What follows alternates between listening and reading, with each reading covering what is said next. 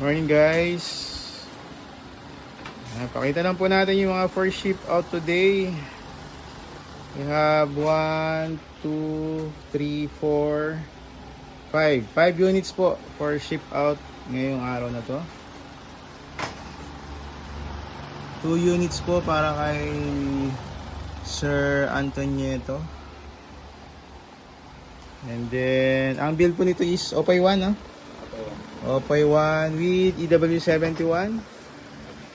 Ayan po, pinakamura nating unit to, pero hindi naman nagpapahuli. This one is mini PC. Kanino to guys? Kay Umay R. Pakita natin yung loob. Ayan, mini PC po. Dell Wise 5070. And then dense custom board. Kulang pa ng sticker. And this one ay kay Sir Joms. Opay 03 with Fusion Lab at Huawei. Huawei, no? May Huawei rin siya. Wi-Fi 6 at Tenda O80. So ito po ay gigabit rin at dual band.